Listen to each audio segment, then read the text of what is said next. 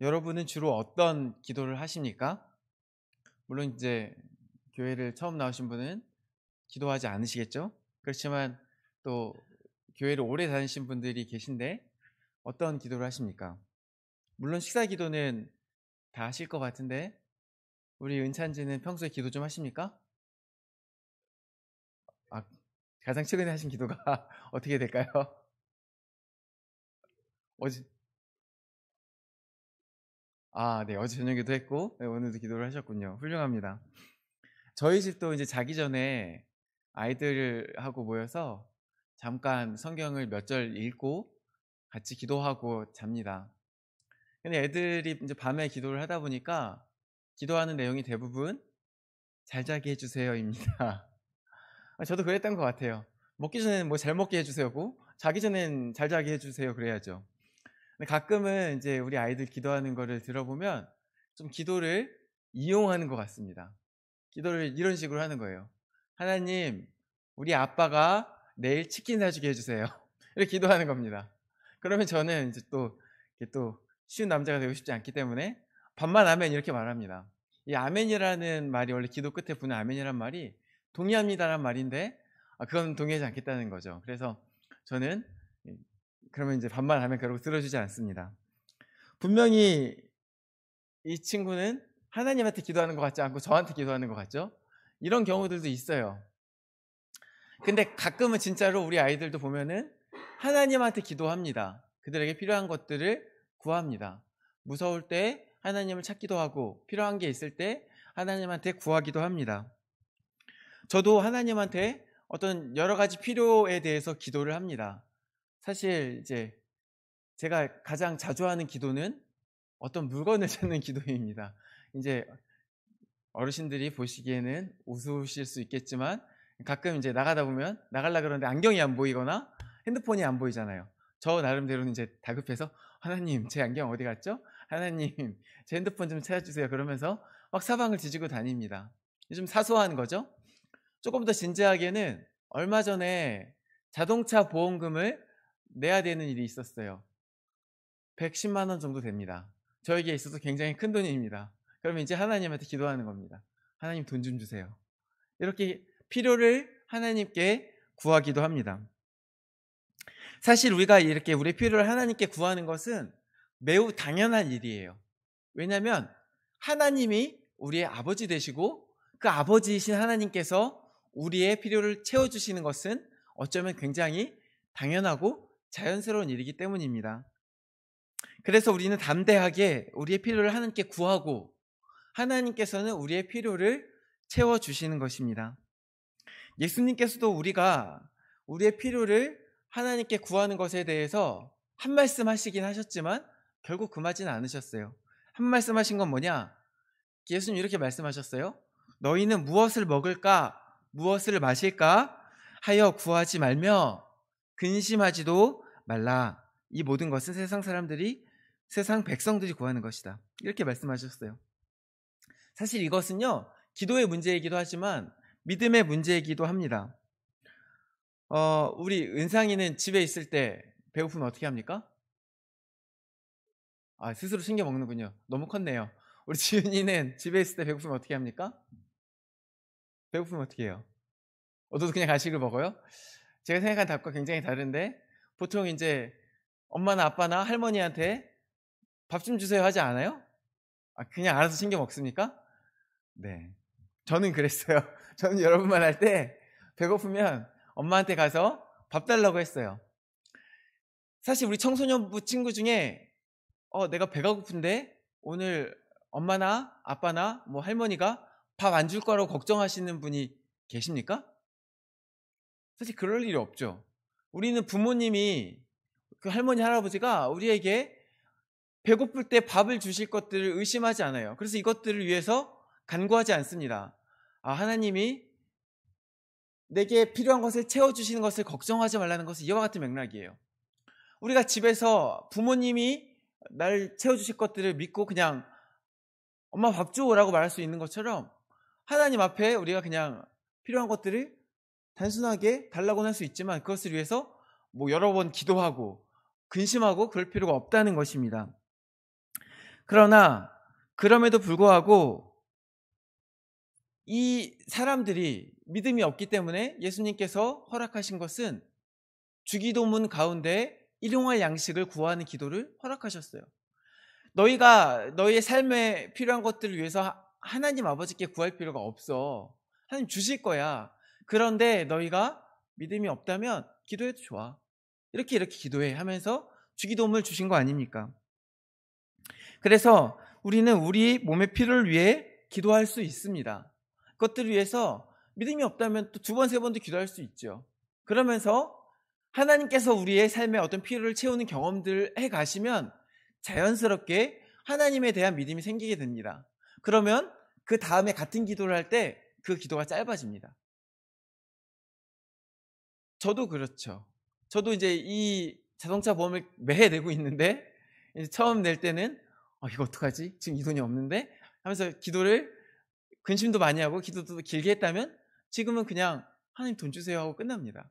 그러면 내 기도가 짧아지느냐? 그런 것은 아닙니다. 다른 기도로 채워집니다. 이제 하나님께 나의 필요에 대한 기도가 줄어들고 다른 기도로 내 기도를 채우는 것입니다. 어떤 기도를 하게 될까요? 오늘 본문을 보면은 어쩌면 이 자기 자신의 필요를 구하는 기도, 그 기도 이상의 기도를 예수님께서 보여주시는 것 같습니다. 단순히 우리 몸의 필요를 위한 기도, 오늘 내가 먹고 마실 음식에 대한 기도, 오늘 내가 쓸 돈에 대한 기도, 오늘 내게 필요한 어떤 물질들에 대한 기도가 아니라 늘상 예수님께서 하시던 기도이며 어쩌면 이제는 그 제자들에게 밝히 보여주시면서 이제 너희가 이렇게 기도해라 말씀하시고자 하는 그런 기도입니다. 그것이 무엇입니까? 바로 맡겨진 자들을 보전하는 기도. 보전한다는 건 지킨다는 거죠. 지키는 기도. 그리고 맡겨진 자들을 하나 되게 하는 기도입니다.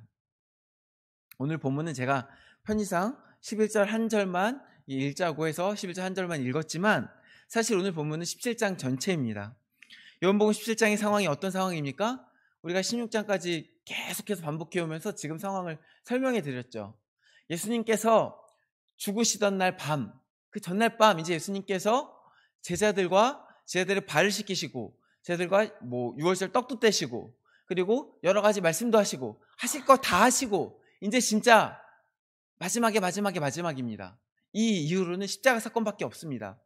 다른 복음서를 보면은 이 사건 이후에 겟세마네 기도가 나오긴 나와요. 근데 이 겟세마네 기도가 무엇을 위한 기도였냐?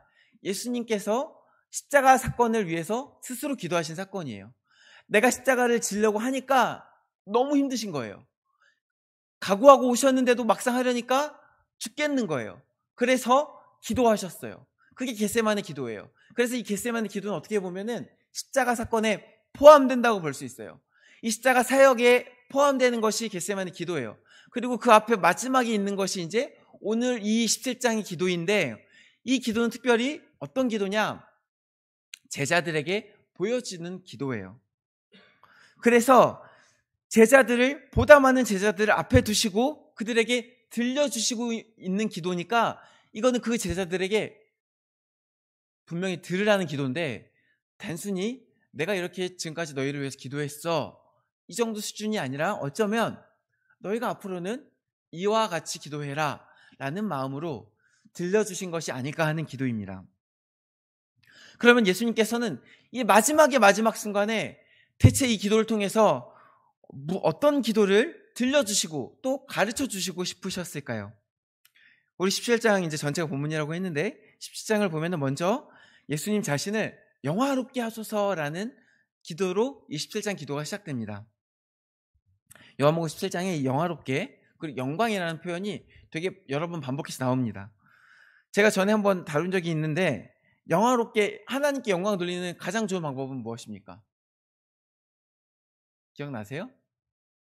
하나님께 영광 돌리는 가장 좋은 방법. 우리가 이제 찬양팀으로 앞에 함께 설 건데 하나님을 찬양한다는 거 하나님께 영광 돌리는 거잖아요. 그럼 하나님께 어떻게 하는 것이 가장 큰 영광을 돌리는 것일까요? 그것은 하나님의 뜻을 이루는 거예요. 내 삶을 통해 하나님의 뜻을 이루는 거예요. 하나님의 뜻이 내 삶에 드러나면 하나님이 드러나요. 하나님이 드러나는 것보다 더 하나님의 영광을 드러내는 게 뭐가 있겠어요? 아무리 우리가 어떤 예술 작품을 가지고 칭찬한다고 해도 그 예술 작품을 직접 보는 것보다 그 예술 작품의 영광을 더 드러내는 것이 무엇이 있겠어요? 우리는 하나님의 작품이고 하나님의 뜻이 이루어지도록 된 존재인데 그렇지 못하게 되어서 하나님의 영광을 가리게 되었어요. 그런데 우리가 하나님의 뜻대로 행하고 우리 안에 있는 하나님의 모습을 다시 드러낼 때 그 이상간의 하나님의 영광을 보이는 일이 없다는 것입니다. 우리가 아무리 백날 찬양해도 아무리 훌륭한 가수가 찬양을 해도 세계적인 가수가 찬양을 해도 그것은 인간 수준의 찬양 아닙니까? 그러나 하나님께서 드러나는 것은 하나님의 수준의 것이 드러나는 것입니다. 차원이 다른 것이 드러나는 것입니다. 그러므로 하나님께 영광 돌리는 가장 온전한 방법은 하나님의 뜻이 드러나는 거예요. 예수님께서도 마찬가지였어요. 물론 예수님은 하나님의 영광을 원래 다 가지고 계셨어요. 근데 인간으로 오셨잖아요. 근데 그 인간으로 오신 예수님께서 하나님의 영광을 어떻게 드러내셨냐? 하나님의 뜻대로 행하심으로써, 하나님께서 자신을 보내신 그 명령을 행하심으로써 하나님이 예수님에게 드러나게 된 거예요. 그리하여 하나님께서는 예수님을 통해 영광을 받으시고, 그러면 그 다음에 하나님께서 어떻게 하십니까? 예수님에게 거꾸로 그 영광을 다시 주십니다. 이게 예수님께서 나를 영화롭게 하소서의 뜻입니다. 예수님께서 지금 기도하실 때 그냥 대놓고 막 영광을 달라고 하는 게 아니고 무엇을 말씀하고 있는 거냐? 내가 하나님의 뜻대로 행하오니 나에게 영광을 주시옵소서. 내가 하나님의 뜻대로 행할 때 나의 삶에 나의 모습을 통해 하나님의 영광이 드러날 것인데 그 영광을 거꾸로 나에게도 부어주십시오. 그리하여 하나님도 영광을 받으시고 예수님도 영광을 받으시는 그런 모습이 되는 거예요. 그러면 예수님께서 이 하나님께서 예수님께서 하라고 하셔서 하신 그 뜻은 또 뭘까요? 하나님께서 예수님을 보내셨고 예수님에게 어떤 그 보내신 가운데 분명한 의도를 가지고 보내셨는데 하나님께서 예수님을 보내신 의도는 무엇이고 하나님께서 예수님을 통해서 이루어 가시고자 하셨던 일은 무엇입니까? 6절에 따르면 그것은 세상 중에서 예수님께 주신 사람들에게 하나님 아버지 이름을 나타내는 것입니다. 그리하여 그들로 하여금 영생을 얻게 하는 것입니다. 영생은 곧 유일하신 참 하나님과 그가 보내신 자 예수님을 아는 것인데 예수님께서 자신에게 맡겨주신 영혼들에게 하나님을 드러내셔서 그 맡겨주신 영혼들이 영생을 얻게 하는 것, 이것이 하나님 예수님을 보내신 뜻이었어요. 그리하여 예수님께서는 하나님의 이름과 하나님의 말씀을 자신에게 맡겨주신 제자들에게 주셨어요. 그리하여 제자들은 이제 예수님을 믿게 되었고 하나님을 알게 되었어요. 그리하여 하나님의 영광이 드러나게 된 것입니다. 또 예수님께서는 12절에 따르면 뭐라고 기록하고 있냐? 그 제자들을 보전하고 지키셨습니다. 가룟 유다를 빼고는 그들 모두를 멸망하지 않도록 지키신 거예요. 이제 예수님께서는 세상에 더 있지 아니하고 떠나가시는데 지금까지 지키신 제자들을 이제 남겨두고 가셔야 되잖아요. 그래서 이 17장은 지금까지 예수님이 하나님의 뜻에 따라 지켜왔던 그 제자들, 하나님의 말씀을 전해왔던 제자들, 그 제자들을 다시 하나님께 맡겨드리는 기도인 거예요. 그래서 그 제자들을 위해서 구하십니다. 무엇을 구하십니까? 그게 바로 오늘 본문 말씀이에요. 오늘 본문 말씀이 11절 말씀이에요. 제가 다시 한번 읽어볼게요. 나는 세상에 더 있지 아니하오나 그들은 세상에 있었고, 예수님 가는데 이제 남겨진다는 거죠. 나는 아버지께로 가옵나니 거룩하신 아버지여 내게 주신 아버지의 이름으로 그들을 보전하사 우리와 같이 그들도 하나가 되게 하옵소서. 예수님께서 구하신 게 결국 뭐예요? 그들을 보전해서 지켜달라는 거예요. 그게 15절에 나온 표현에 따르면 악에 빠지지 않게 보존하는 것이에요. 세상에 그들을 남겨두고 가는데 이 악한 세상 속에서 사단이 계속해서 그들을 공격할 것인데 그때 그들을 지켜달라는 거예요. 근데 예수님께서 이 기도를 할 때 뭐라고 말씀하세요? 내게 주신 아버지의 이름으로 그들을 지켜주시옵소서. 특별히 예수님께서 여기서 거룩하신 아버지여 이렇게 호칭하고 있어요. 이 호칭은요, 요한복음에 딱 한 번 나오는 거예요. 예수님께서 요한복음에 거룩하신 아버지 이렇게 부르짖는 경우가 딱 한 번밖에 없어요. 이 본문이에요. 그만큼 이 본문의 무게가 무겁다는 거예요. 예수님께서 이제 누군가를 부를 때 우리가 더 진지하게 하려면 더 격식을 차리고 더 이름을 제대로 부르고 그 앞뒤 모양을 더 갖춰서 구하지 않겠습니까? 예수님께서 지금 그러고 계신 거예요. 예수님께서 거룩하신 아버지요, 그 아버지의 이름으로 내게 맡겨주신 이들을 다시 주님께 올려드리오니 그들을 지켜주시옵소서, 그 기도를 하고 있는 거예요. 그게 이 기도의 핵심인 거예요. 근데 그 뒤에 동시에 구하는 기도가 뭐냐? 그들로 하나가 되게 하옵소서, 이렇게 기도하고 있어요. 그러면 보십시오. 예수님께서 이 제자들을 지금 하나님께 맡기고 있어요. 근데 그리고 그 앞에서는 사실 예수님께서 떠나가시면서 맡긴다는 것은, 떠나가시면서 지켜달라고 한다는 것은 떠나가시기 전에는 본인이 그 일들을 감당하셨다는 거예요. 그럼 예수님께서는 어떻게 그 일들을 감당하셨을까요? 예수님께서는 어떻게 제자들을, 여기서 보면은 17장을 쭉 보면은 예수님께서 내게 맡겨진 영혼들을 내가 다 지켰다라고 말씀하시는데 어떻게 지키셨을까요? 누가복음 22장 31절과 32절 말씀을 제가 한번 읽어보겠습니다. 시몬아 시몬아 보라, 사탄이 너희를 까부르듯 하려고 요구하였으나 그러나 내가 너를 위하여 내 믿음이 떨어지지 않기를 기도하였노니 너는 돌이킨 후에 내 형제를 굳게 하라. 성경은 무엇을 말씀하고 있어요? 사탄이 제자들을 공격하고 있는 것을 말씀하고 있어요.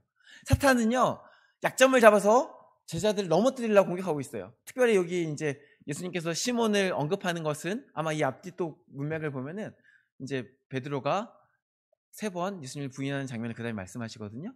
아마 그걸 그때 베드로가 넘어지게 될 것, 그래서 그때 사단이 베드로를 마치 가룟 유다처럼 완전히 멸망시키려고 공격하게 될 것을 예수님께서 아시고 미리 기도하셔서 베드로를 지키신 것을 말씀하는 것 같아요.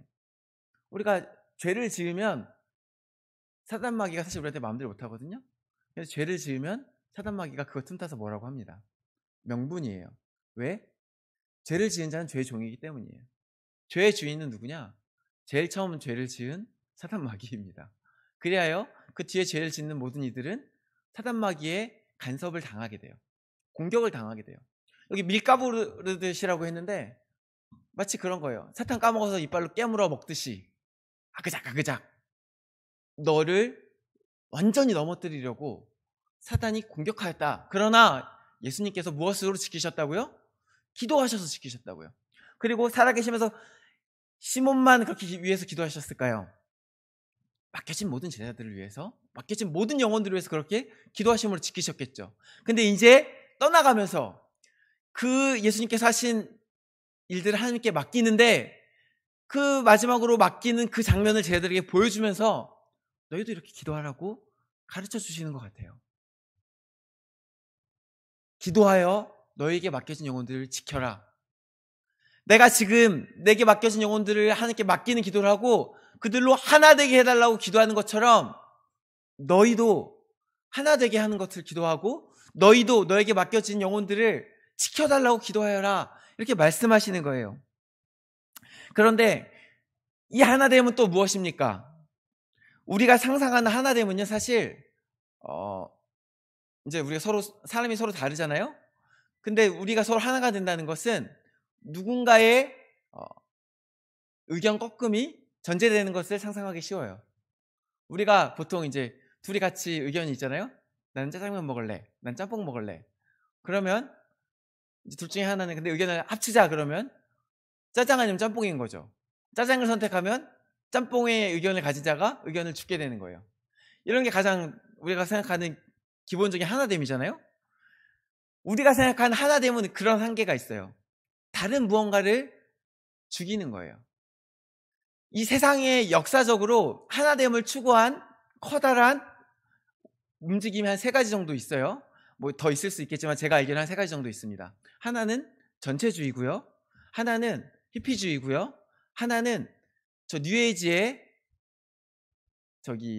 명상 운동이에요. 들어본 적 있어요? 뉴에이지의 명상 운동? 이것들이 이제 뭐 하나씩 얘기하면 전체주의는 다 아시죠? 전체를 위해서 소를 희생해야 된다. 그래서 이제 대부분 국가주의로 많이 이제 치환됐는데, 이게 우리가 대표적으로 아는 이제 하나됨이 이런 거예요. 전체의 의견을 위해서 소수의 의견을 묵살하는 거예요. 그래서 개인의 어떤 작은 자의 의견들이 묵살되고 없어지게 돼요. 이게 우리가 상상하는 첫 번째 하나됨 아닙니까? 근데 이 전체주의를 가만히 봤을 때 어떻게 끝났어요, 대부분? 아이러니하게 대부분 독재가 됐어요. 전체를 위한다고 했는데 대부분 또 그 전체는 하나를 위한 전체가 됐어요. 되게 웃기죠? 그 속에는 사실은 선한 것이 없어요. 그 속에 전체를 위한다고 하지만 누군가를 그렇게 말살시키면서 뭔가를 선을 이루려고 하는 어떤 소수의 의견을 부정하면서 찍어 누르면서 어떤 선을 추구하는 것에는 선한 것이 없어요. 그리고 사실 이 전체주의가요, 대부분 국가 전체주의였거든요. 여기서 전체는 우리 인류 전체가 아니에요. 여기 전체는 뭐예요? 나라예요, 나라. 우리 나라를 위해서 누군가의 의견을 없애자예요. 그럼 결국 어떻게 돼요? 국가 이기주의가 됩니다. 우리 국가를 위해서 우리 안에 있는 소수자의 의견도 죽이고, 더 나아가 우리 국가랑 부딪히는 다른 나라들도 죽인다가 되는 거예요. 그래서 나치즘이 되거나 일본의 뭐 군국주의가 되거나 이렇게 되는 겁니다. 근데 이게 선하지 않습니다. 우리가 상상하는 하나됨이 이런 모습이 돼요. 그러면 또 히피주의는 뭐냐? 히피들은 이제 지금부터 한 거의 100년 전이죠. 그때 미국에 일어났던 히피들의 이제 운동인데, 이 사람들이 사실 추구했던 거는 그냥 이야기만 들으면 되게 괜찮아 보여요. 히피들은요, 기존 사회 질서를 부정하고 자유와 평화를 사랑하며 정신적 가치의 무게를 둔 사람들이에요. 여기까지 보면 아무 문제가 없죠? 그들의 핵심적인 주장은 사람 스스로의 인간성이 무엇보다 중요합니다. 근데 문명이 발달했잖아요. 근데 이 문명이 사람들을 억압한다는 거예요. 그래서 그 문명을 거부해요. 사유재산도 거부해요. 각 개인의 구분도 거부해요. 삶을 공동생활을 추구해요. 뭐 여기까지만 하면 좀 과격한 것 같아도 그래도 뭐 크게 문제는 없어 보일 수 있습니다. 그러나 사람의 삶이, 여러분 이제 가족끼리도 같이 지내면 사실 여러 가지 부딪히는 경험들 많이 하시죠? 나중에 결혼해 보세요. 서로 다른 삶을 살던 사람이 같이 산다는 게 어떤 것인지 경험해 보면 참 쉽지 않다는 걸 느끼게 됩니다. 두 사람이 모여서 하나 되는 것도 쉽지 않은데 수백 명이 모여서 하나 된 삶을 공유한다고 생각해 봐요. 이게 되겠어요? 결국 이 히피주의가 어디로 가냐? 극단적인 쾌락주의, 집단 난교, 마약으로 향하게 됩니다. 결국 이 모든 것을 스무스하게 덮으려면 어떤 쾌락이나 마약에 힘을 빌지 않으면 이 삶에 서로 다른 사람들 하나로 묶는 것들에 생기는 그 갈등들을 봉합할 수가 없거든요. 그래서 결국은 그 끝이 그렇게 이제 악한 것, 인간성을 파괴하는 것, 오히려 인간의 존엄성을 파괴하는 것으로 나아가게 돼요. 그게 또 우리가 추구하는 어떤 사람이 스스로 추구하게 되는 하나됨의 한계예요. 뉴에이지 명상운동은 뭐냐면 깊은 명상 가운데 신 혹은 우주와의 합의를 추구하는 어떤 신비체험이에요. 이게 뭔 말인가 싶죠? 근데 이제 뭐 되게 간단하게 얘기하면 같이 모여서 명상을 해요. 명상을 하는데 그 명상을 하는 가운데 어떤 신비체험을 실제로 경험합니다. 이 사람들이. 없는 게 아니에요. 여러분, 우리가 교회 밖에 어떤 신비체험이 없다고 생각하지 마세요. 교회 밖에도 신비체험들이 있어요. 가장 대표적으로 무당들이 작두타지 않습니까? 이거 신비한 일이 맞아요. 여러 가지 신비체험들이 있긴 있어요. 근데 그거를 부정하는 게 아닌데 그 속에 진리가 없다고 얘기하는 겁니다. 우리는. 그 속에 진리가 없어요. 이 뉴에이지 명상우동 같은 경우는 메시지가 뭐냐? 너와 나는 하나야예요. 너도 없고 나도 없고 우리만 있어. 그래서 우린 모두 하나야. 그래서 이 명상운동에 참여하는 사람들은 이 신비체험 속에서 너와 나의 관계가 흐릿해지는 경험을 하게 돼요. 그래서 어떤 초월적인 합일감을 느끼는 경험을 하게 돼요. 이 속에서 어떤 황홀경을 느끼기도 해요. 그래서 다시 찾아가는 거예요. 여러분, 이단들이 괜히 살아남는 게 아니에요. 그 속에도 어떤 신비체험이 있어요. 왜냐? 귀신이 있기 때문에 그래요. 악한 영들이 있기 때문에 그래요. 그들이 하나님처럼 전지하지도 않고 전능하지도 않지만 우리가 보기에 신비한 일들을 행해요. 그래서 그런 신비체험들이 일어나는 거예요. 근데요, 그들이 정말 이렇게 모여서 우리는 하나 이렇게 이야기하는데요, 이 일들을 경험하면은 특별히 나를 내버리고 싶은 그 수많은 상처가 있는 사람들이 있어요. 내 안에 상처가 너무도 많고 아픔이 너무 많아요. 근데 그 신비 체험을 하면 그 나를 잊게 되는 거예요. 황홀경 속에서 나라는 존재를 잊게 되고 내 상처를 잊게 되고 내 아픔을 잊게 돼요. 분노도 잊게 돼요. 그러면 좋은 거예요. 그러니까 이 사람들이 다시 그 신비 체험을 하러 가요. 그런데 제가 묻는데, 이 사람들이 여러 명 모여서 신비 체험을 하는데 실제로 그런 하나가 되는 것 같은 경험을 하는데 그런 느낌을 받는데 실제로 그들이 하나로 합쳐집니까? 그들의 몸은 다 따로 있어요. 그들의 인격은 다 따로 있어요. 근데 그 속에서, 그 체험 속에서 잠깐 인격이 휩쓸리는 것 같은 경험을 한다고 실제로 그들이 구분되는, 그들이 하나가 됩니까? 그들이 너와 내가 하나가 되어 진짜 완전한 이해를 하게 됩니까? 그들이 갖고 있는 상처가 잠깐 잊어질 뿐이지 다시 돌아오면 있는 것이고 다시 내 몸으로 돌아왔을 때 그것들을 마주하게 되는데 그것이 무슨 의미가 있단 말입니까? 그래서 마약과도 같은 거예요. 진통제와도 같은 거예요. 그것은 생명을 살리는 힘이 전혀 없는 거예요. 여기서 말하는 하나됨은 그냥 어떤 마약과도 같은 진통제인 겁니다. 성경이 말씀하는 하나됨은요, 이러한 세상의 것들과는 완전히 다른 것입니다. 일단 세상의 하나됨은 다 너와 나의 구분이 이제 없어지기 시작해요. 네 의견을 없애거나 네 삶을 없애거나, 보통은 나를 안 없애죠. 네 삶을 없애거나 네 존재를 없애거나, 이렇게 해서 이제 플러팅이나 가스라이팅도 어쩌면 이와 같을 수 있습니다. 다른 인격을 말살하고 다른 의견을 말살하고 다른 생각을 말살해서 하나로 되는 것입니다. 그 꼭대기에 무엇이 있습니까? 보통 사람이 있어요. 그냥 한 사람이 다른 사람을 품을 수 없기 때문에 다 잘라버리고 다 죽여버리고 다 모든 것을 부정하여서 하나 되는 것이 세상이 말하는 하나됨인데, 성경이 말하는 하나됨은 그와 다릅니다. 이것은 무엇입니까? 성경이 말씀한 하나됨은 삼위일체 하나님의 하나됨과 동등한 것입니다. 그리고 동일한 것입니다. 요한복음 17장 22절 보면은 우리가 하나가 된 것 같이, 예수님께서 이렇게 말씀하세요. 우리가 하나가 된 것 같이 그들도 하나가 되게 하려 함이라. 예수님이 성부, 성자, 성령 하나님의 그 하나 된 것 같이 그들도, 이 세상에 남겨진 모든 제자들도 하나 되게 하려 한다 말씀하시는 거예요. 여기서 하나됨이 성삼위일체 하나됨이라는 거예요. 그러면 성삼위일체의 하나됨은 무엇입니까? 성삼위일체 하나님의 하나됨은 누군가를 묵살하고 희생시키고 부정하는 것이 아니에요.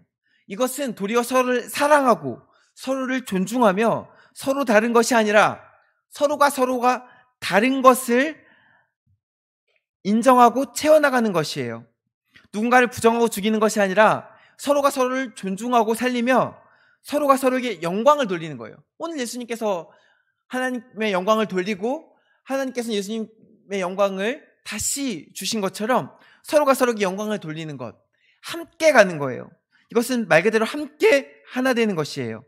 이것은 일방적인 강압이나 명령이 아닙니다. 물론 이 안에도 성삼위 하나님의 하나됨에도 보내신 분이 있고 보내심을 받은 사람이 있습니다. 그러나 이것은 강압적인 명령이 아니었어요. 누군가의 일방적인 희생과 죽음이 아니었어요. 전적으로 성삼위일체 하나님이 서로 사랑하심 속에서 함께 마음을 모아 함께 존중 속에서 함께 결정하고 함께 자신의 역할에 순종하는 것입니다. 예수님께서 지금 하나님에게 제자들 지켜달라고 다시 맡기시면서 그들이 이와 같은 삼위일체 하나님처럼 사랑으로 하나 되게 하려고 기도하고 있는 것이에요.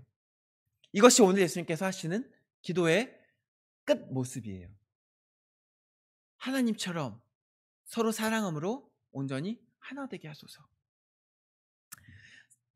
말씀을 정리하려 합니다. 사랑하는 청소년부 여러분, 그리고 사랑하는 성도 여러분, 우리는 각자 생각이 다 달라요. 우리 찬양팀 하려고 이제 최근에 많이 모이기도 하고 이야기도 나누고 있죠. 여기서도 서로 생각이 다른 것이 드러납니다. 누군가는 1부 예배 찬양 인도를 생각했고 또 누군가는 2부 예배 찬양 인도를 생각했습니다. 각자 서로가 생각하는 찬양 인도자도 누가 해야 돼 다를 수 있습니다. 어쩌면 같은 연습 시간에 모이지만 누군가에게는 그 시간이 길 수도 있고 누군가한테는 짧을 수도 있습니다.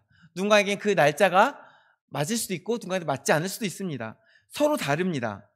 찬양팀뿐만 아닙니다. 사람들이 모여서 죄송합니다.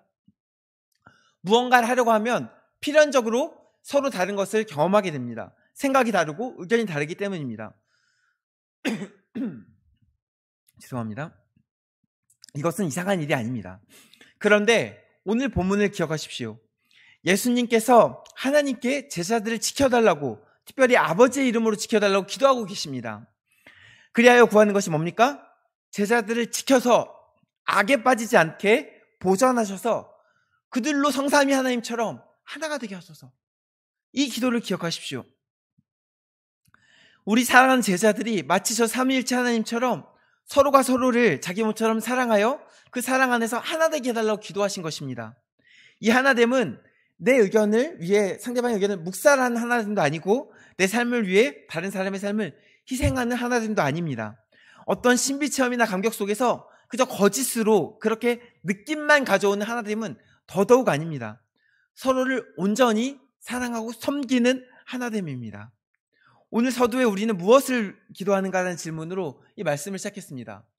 우리는 우리의 필요를 위해서 기도할 수 있습니다. 그러나 한 걸음 더 나아가 바라기는 이 기도가 우리의 삶 가운데 있기를 원합니다. 하나님, 내게 맡겨주신 영혼들을 지켜주시옵소서. 그들이 하나 되게 하여 주시옵소서. 그들이 성삼위 하나님처럼 서로 사랑으로 사랑 안에서 하나 될 수 있게 해주시옵소서. 이 기도가 날마다 우리 입술에 고백될 때 하나님께서 이 일들을 이루어 우리로 하여금 예수님 안에서 사랑으로 하나 되게 하실 줄을 믿습니다. 함께 기도하시겠습니다.